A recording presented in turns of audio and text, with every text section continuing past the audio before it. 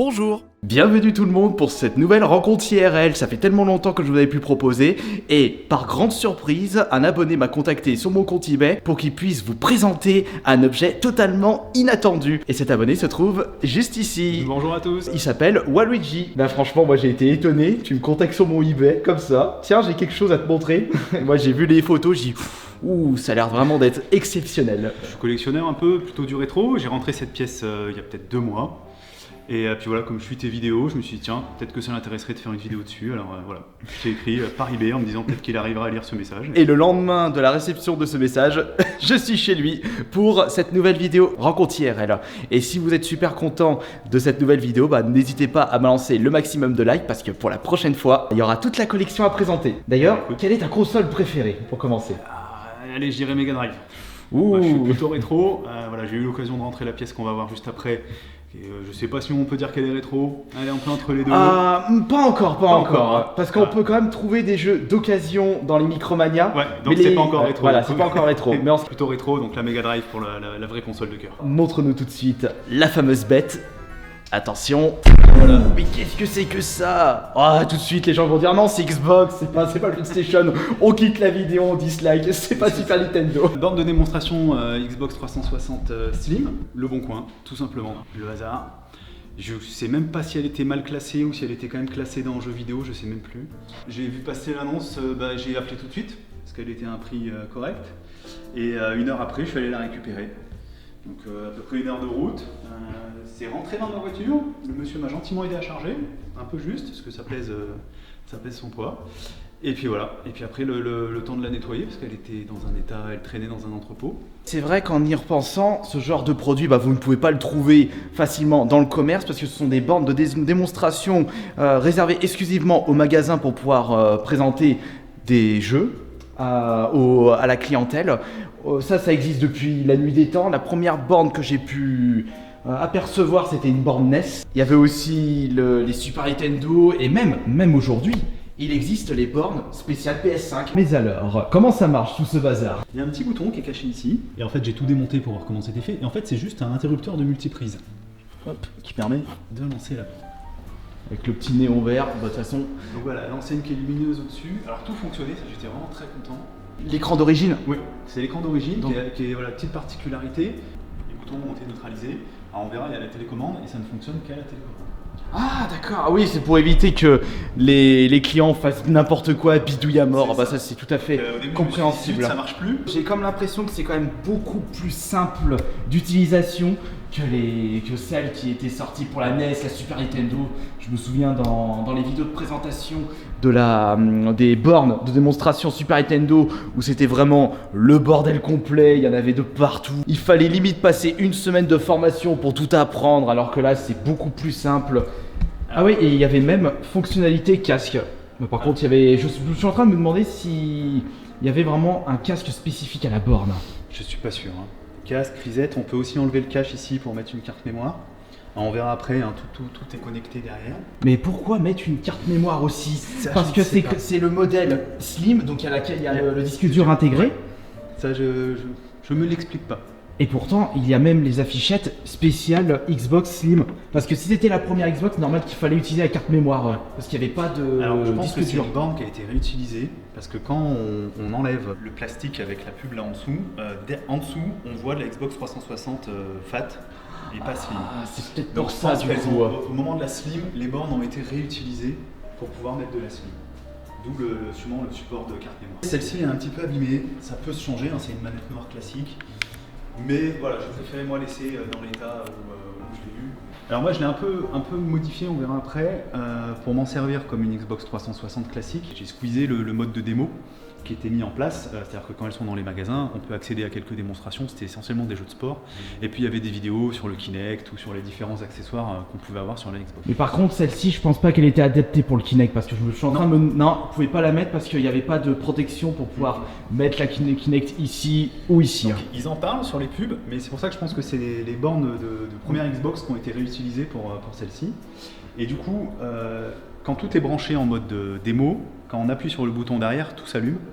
Sauf que comme moi je suis passé en mode pour pouvoir lancer la 360 de manière normale, et ben tout simplement depuis la manette. Et ça démarre la console. Bon, c'est pas la première interface.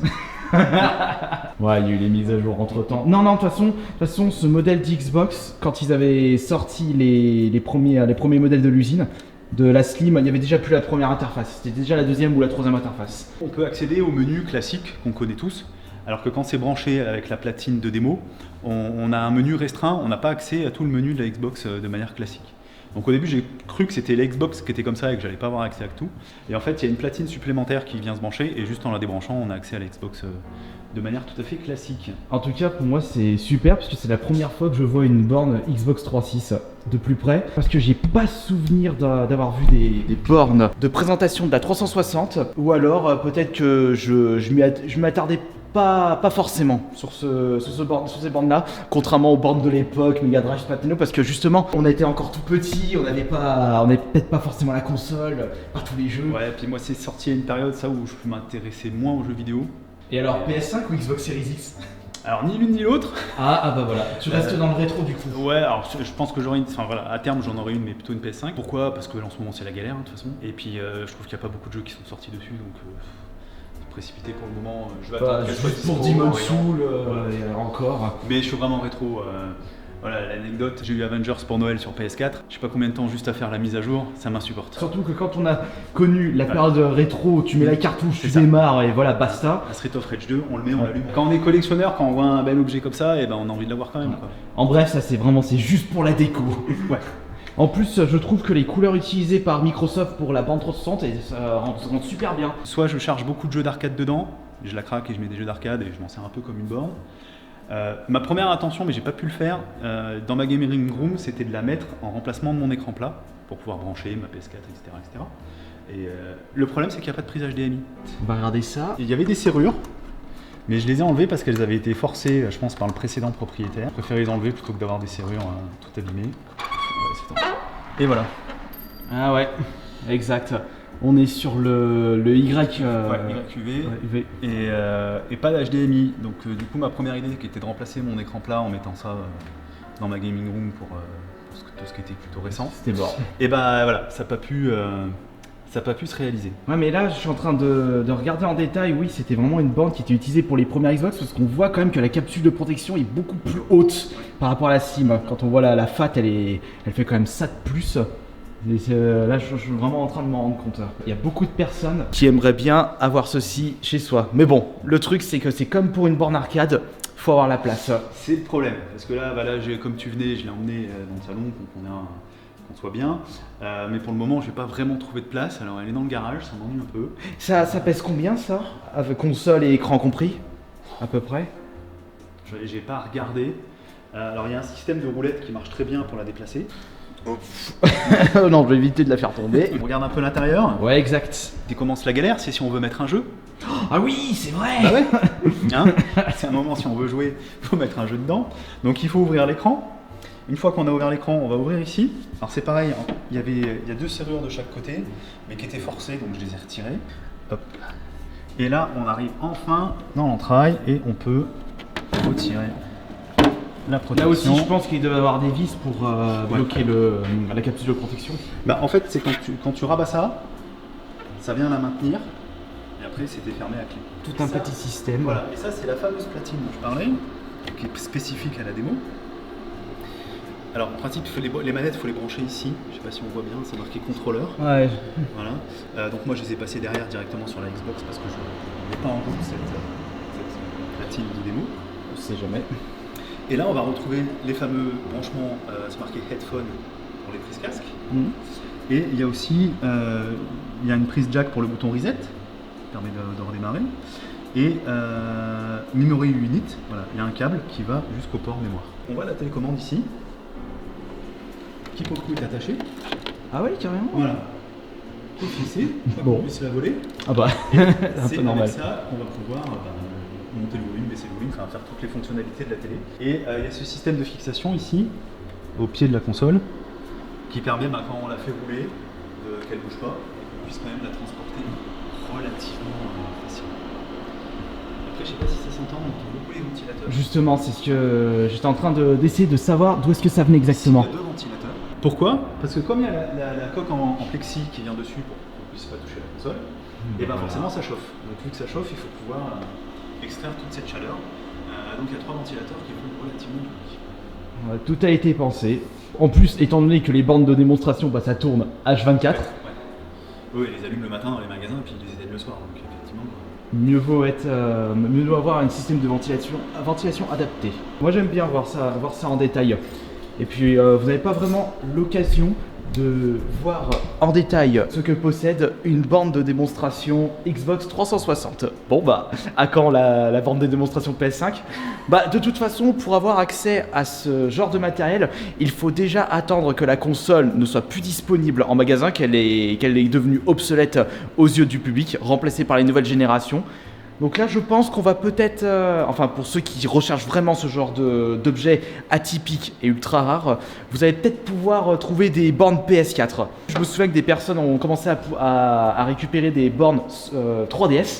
Ça commence à débarquer, mais Switch et nouvelle génération, il faudra attendre encore peut-être 10 ans.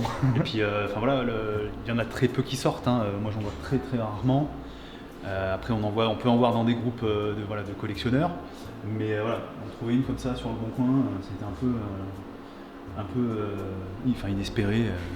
Et voilà, je cherchais pas spécialement, mais voilà, quand on tombe sur des objets comme ça, quand on est collectionneur, forcément, on s'y intéresse. Et surtout, si vous vous souvenez bien de certains food eBay, il y a certaines personnes qui vendaient des bornes de démonstration GameCube. Ouais. Celles qui étaient dans le fameux bus là. Voilà. Et par contre, ça, pour pouvoir vous les procurer, accrochez-vous, il faut avoir un certain budget. Mais c'est normal parce que ce sont des choses hyper rares et réservées uniquement aux magasins. Moi personnellement, j'ai malheureusement pas la place et je pense que ma priorité ce serait une borne arcade. Je préférais ça moi à la place. Je te remercie beaucoup Waluigi pour cette petite découverte plaisir. Et j'espère que ce retour des rencontres IRL vous aura plu. Et si je vois que vous êtes un maximum à liker cette vidéo et si nous voyons que vous n'hésitez pas à remercier Waluigi pour justement la présentation de cette borne, semaine prochaine, dans 2 semaines, enfin dès début de l'année prochaine, il vous présentera toute sa gaming room et je pense qu'il doit avoir de très très belles pièces, surtout pour la collection Mega Drive. Je vous laisserai voir. La surprise, c'est à vous de décider. Merci beaucoup Waluigi. Avec plaisir.